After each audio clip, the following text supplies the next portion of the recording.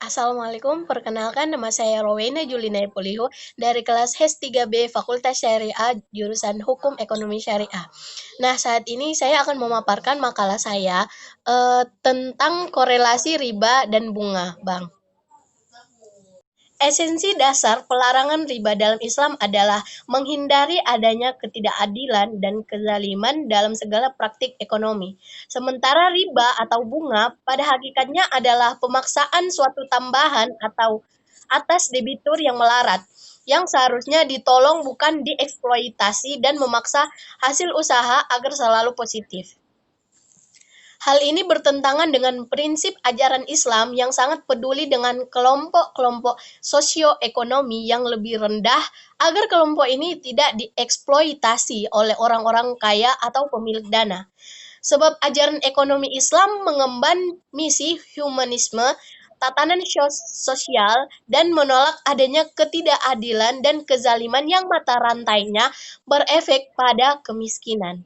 Selanjutnya, terminologi dan aspek pelarangan riba. Kata riba dalam bahasa Inggris diartikan dengan usury, yang berarti suku bunga yang lebih dari biasanya atau suku bunga yang mencekik. Sedangkan dalam bahasa Arab berarti tambahan atau kelebihan meskipun sedikit atas jumlah pokok yang dipinjamkan. Pengertian riba secara teknis menurut para fuqaha adalah pengambilan tambahan dari harta pokok atau modal secara batil, baik dalam utang piutang maupun jual beli. Batil dalam hal ini merupakan perbuatan ketidakadilan atau zalim, atau dia menerima ketidakadilan. Pengambilan tambahan secara batil itu akan menimbulkan kezaliman di antara para pelaku ekonomi. Dengan demikian, esensi pelarangan riba adalah penghapusan ketidakadilan dan penegakan keadilan dalam perekonomian. Selanjutnya, C. Kontroversi bunga yang diharamkan. Bunga merupakan tanggungan pada pinjaman uang yang biasanya dinyatakan dengan persentase dari uang yang dipinjamkan. Kemudian, apakah bunga termasuk riba? Ada dua pendapat. Pertama, menurut ijma ulama di kalangan semua mazhab fikih bahwa bunga dengan segala bentuknya termasuk kategori riba. Dan kedua, pendapat yang menyatakan bahwa bunga tidak termasuk kategori riba. Ada beberapa hal yang menjadi masalah kontroversial seputar bunga yang terjadi di kalangan para tokoh Islam, antara argumen terhadap pembenaran konsep bunga dikemas dalam bentuk bersifat ilmiah dan argumen sebagai bantahan dari kritikan terhadap teori-teori yang dikemukakan kalangan yang membenarkan adanya bunga. Yang pertama, pada persoalan tingkat bunga. Pada tingkat yang wajar, maka bunga itu dibolehkan. Namun tingkat bunga wajar sangat subjektif, bergantung pada waktu, tempat, jangka waktu, jenis usaha, dan skala usaha. Aspek ini juga terdapat pada ayat pelarangan riba tahap ketiga yang terdapat pada Quran surah Al-Imran ayat 130, di mana merupakan ayat pertama yang menyatakan secara tegas terhadap pengharaman riba bagi orang Islam. Yang kedua, adanya pembenaran unsur bunga dengan cara apapun sebagai kompensasi atas terjadinya inflasi, dan ini merupakan pendapat umum yang diadopsi.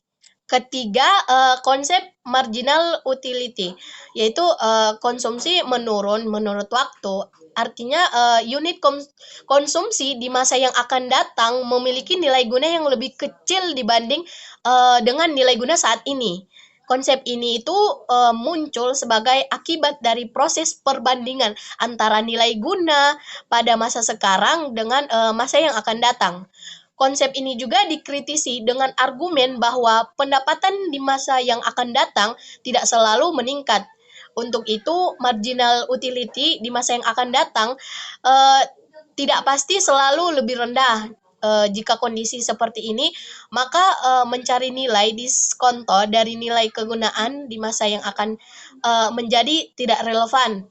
Di samping itu, pendekatan marginal utility mengandalkan pada identifikasi yang tepat mengenai pendapatan. Keempat, konsep yang memandang bunga sebagai sewa dari uang.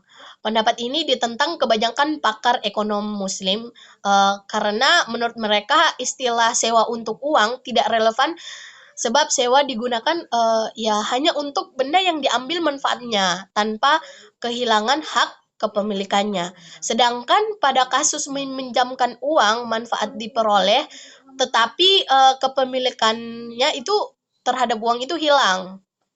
Kelima, pembenaran bunga atas dasar darurat.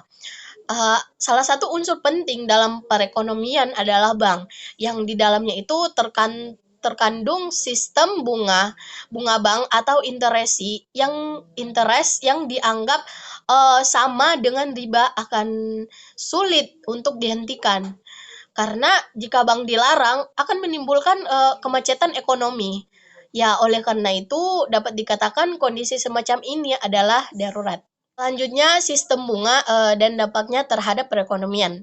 Pada awalnya, para ekonom yang tertarik dengan sistem perbankan Islam meragukan dan kerap kali bertanya bagaimana mekanisme operasional suatu sistem. Dilihat sekilas, nampaknya bunga amat menguntungkan dan tidak berefek apa-apa. Padahal dampak yang ditimbulkan sangat beragam. Sebagaimana dianalisis para ahli, yang pertama itu akar penyebab krisis keuangan. Penerapan suku bunga sebagai alat indirect screening mekanisme dalam sistem perekonomian gagal menjalankan fungsinya. Beberapa pakar ekonomi menganalisis hal tersebut seperti Muslihuddin Siddiqui Kapra. Mereka itu menyatakan bahwa perekonomian yang tertumpu pada suku bunga akan menyebabkan terjadinya misalokasi resources yang pada gilirannya akan mengakibatkan ketidakstabilan.